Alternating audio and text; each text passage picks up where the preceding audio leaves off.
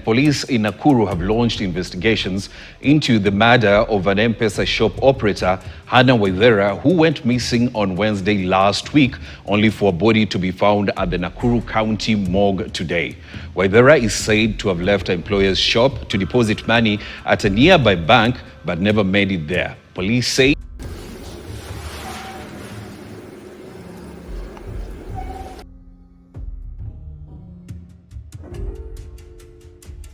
On May 21st, 2025, what began as a simple errand ended with a young, hardworking and trusted woman vanishing without a trace.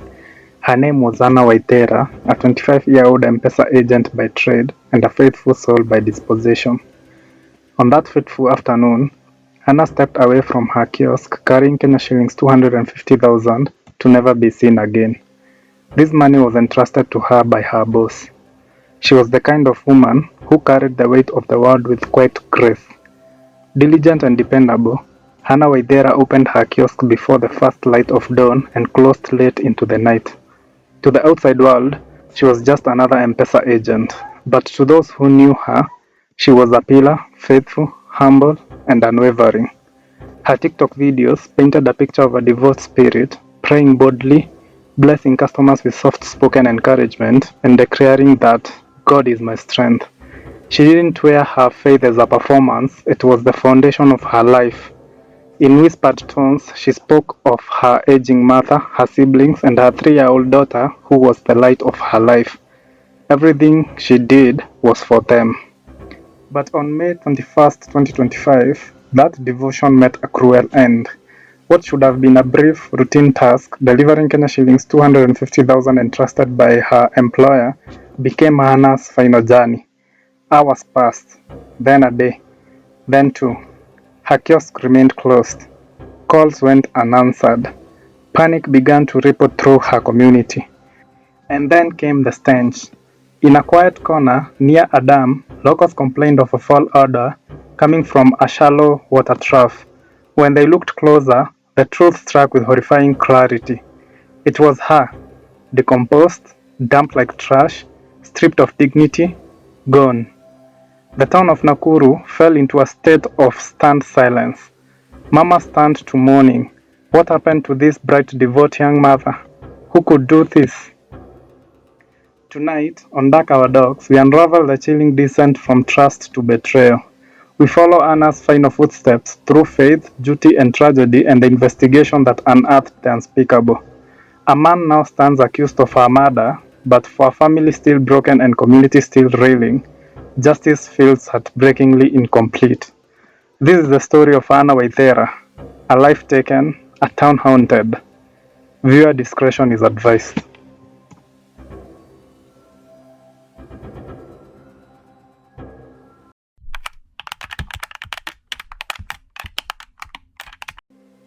Hannah was born on January 30th, 2000 and grew up in Nakuru's vibrant neighborhoods. She was known as a hard worker and carried a calm assurance that comforted those around her. She was a mother and an anchor for her family. She balanced between early mornings with late nights behind an M-Pesa kiosk. From sunrise to well after dusk, she managed her M-Pesa kiosk with commitment few could match. But behind her daily hustle was something deeper. On her TikTok, she sang and claimed that God was her strength. She declared it to anyone who would listen. That faith wasn't content to stay online. Hannah led prayers at church. She gave testimonies of endurance, of grace, and gratitude. To many in Nakuru, she wasn't just a service provider. She was a source of light.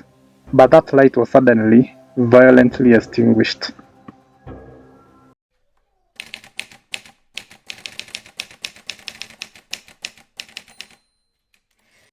At the center of this unfolding nightmare is 28-year-old Zachary Wambugu, Hannah's partner. Zachary was the father of Hannah's child. They lived together in Mawanga, Nakuru County. Their life was modest. She ran the kiosk and Zachary managed a small car hire hustle. From the outside, they looked solid and stable. Friends described them as kind, calm, and even affectionate. When Hannah vanished, Zachary was seen pleading for help. He reported her missing, and there was a pause.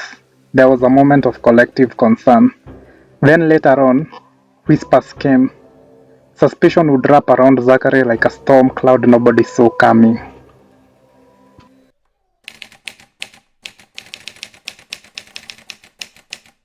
May 21 began like any other day, a routine day for Hannah. That morning, Hannah's 3-year-old daughter stirred softly in bed, unaware of what the day would become. She was oblivious of the storm approaching. Hannah tucked her bag under her arm with 250,000 inside. It was supposed to be a simple errand, but the doorstep kiss would be the last her daughter would ever receive. At exactly 1 p.m., CCTV footage captured Hannah approaching the bank. She was calm, focused, and carrying her boss's money.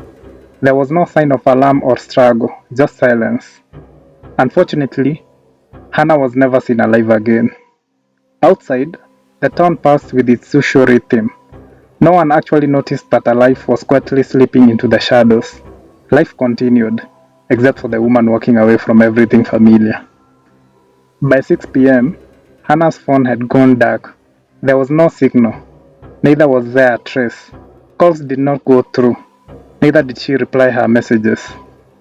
At home, her daughter waited, but the mother did not return. Zachary said that he tried everything. Calls, messages, WhatsApp, but something felt off. Worries escalated. A worried family raced to the central police station seeking help, but were met with delays. Zachary reportedly tried every contact including phone calls and WhatsApp messages, but all without response.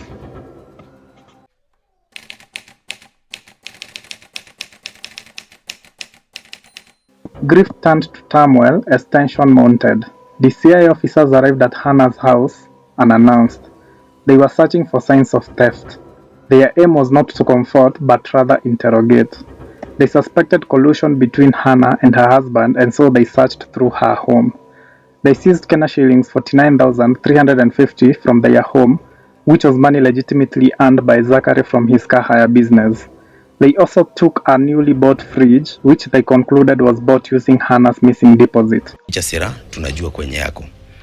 Wakapiga mpaka mama yake wakisemanga Sera, si tumekuja kuhamisha vitu kwa nyumba ndio tupotee na hizo pesa. So ile pesa nilikuwa na kwa mfuko wakachukua. Wakasema hiyo pesa nilikavalia. Hannah's mother, Mary Njeri, broke down. She accused the DCI officers of harassing them violently, taking their phones and even pulling a pistol on them. Atoa vita mbaya sana sana. Hiyo kwanza kitu inaniuma juu anatuharasi, hakuna kitu ametushika nayo. Ile mtoto ile kulia. Lakini Kenya mimi naona walitukosea ni kukuja kutuharasi. Kukuja mpaka kwa nyumba na then tumetoka kuandikisha. Alafu wanakuja kabla tujakuja hapo walikuwa wameshakuja.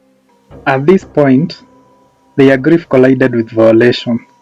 Their pain, already unbearable, now felt like punishment. Their grief was compounded by humiliation through the invasion of their home. For Hannah's mother, there was both worry and helplessness in her heart. And then, 7 days later, the smell came. On May 28th, a rotting stench floated from the dam near Technology Farm. Locals quickly alerted the police. What they found was nightmarish. Hannah's body was found decomposed and discarded. It was hidden beneath water, weeds, and waste. First to the scene was Detective Stephen Kirui, who stated that she may have been killed elsewhere, dumped, and covered with grass. We could not ascertain exactly if there is any physical injury, but the body was moved to KSh mortuary. We found out that this body was murdered somewhere else, and it was brought to that particular area because it is a big farm whereby most of the pedestrians are not passing at that particular area. The body was barely recognizable, but it was Hannah. That evening, Nakuru's grief turned to outrage. Hannah's funeral occurred a week later. The air was thick with sorrow. On June 5, 2025, mourners flooded the funeral home, and these included family, friends, and strangers drawn by its sorrow. A woman in yellow was seen screaming, arms raised towards the heavens. She was asking God to remember their family and asking why that had happened to them. Hannah's mother also fainted at the sight of her daughter's remains. Others followed. It wasn't just mourning. It was devastation. One voice shook as she said that Hannah was their breadwinner and that she prayed for justice to find them. Family members placed flowers, with grief filling their hearts.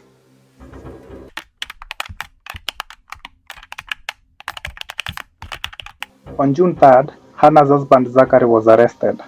Police presented phone location data revealing that his phone signal traced near the dam at the same time and day Hannah had vanished. The timeline aligned too neatly, but Zachary denied involvement and explained his whereabouts in a calm interview. He insisted that he had called her but she did not pick. He therefore decided to go to her kiosk, where he was told that she had left at 1 p.m. He then said that he searched everywhere and that he wanted to trace her phone.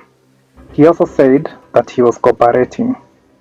Nikampigia simu kabisa hakushika. Nikaenda kwa job kumuulizia, nikaambiwa alitoka hapa saa 7 na hapatikani na simu washiki. But the police pointed contradictions. These contradictions were: 1.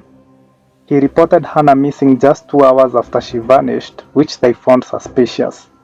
This was too early, as he was anticipating the disappearance. 2. He earlier gave police conflicting explanations. He mentioned a friend who tracked the phone near Kijabe, heading towards Nairobi, but no such evidence held up. With such inconsistency, the timing and the overlapping signals, the police pointed to his guilt. The arising questions were: was it panic or premeditation?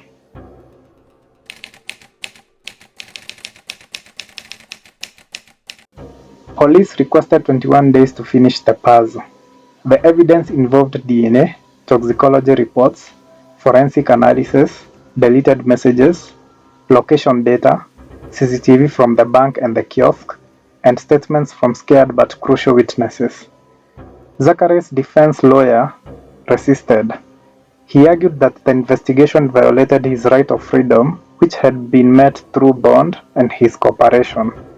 The lawyer said that it was unfair to accuse him without preliminary evidence.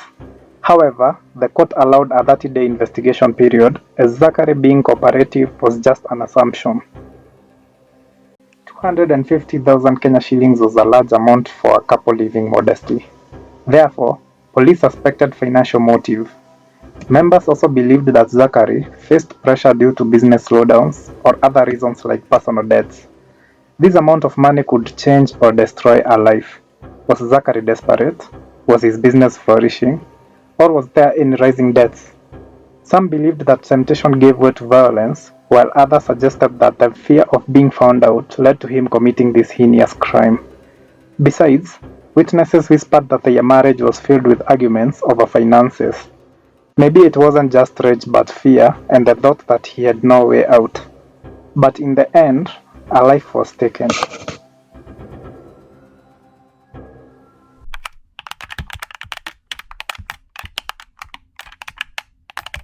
At the gravesite, fingers clasped and prayers echoed. Hannah's mother, Mary Njeri, asked what no grandmother should. She was worried about what she would tell her niece. She knew that her niece would ask why her mother never returned. Mourners expressed anger towards how police handled the earlier hours. Their love for Hannah now wrapped in caution as they pleaded for witnesses' protection. They pressed the authorities to collect forensic evidence and not operate with assumptions. They also demanded that authorities should enable others frightened by threats to speak. They sought to acquire justice for Hannah and peace for the child. Many questions still remain. Did Zachary kill her? Was it planned or a panicked mistake? Was someone else involved? Will the CCTV, the DNA, and the missing pieces bring truth into the light? The next weeks will be pivotal. DNA and toxicology labs in Nairobi have to work around the clock. Investigators must retrieve CCTV from the kiosk and the bank. Witnesses have to be taken to safety and urged to speak. The trial is expected in July. Rumors have it that more arrests are still pending.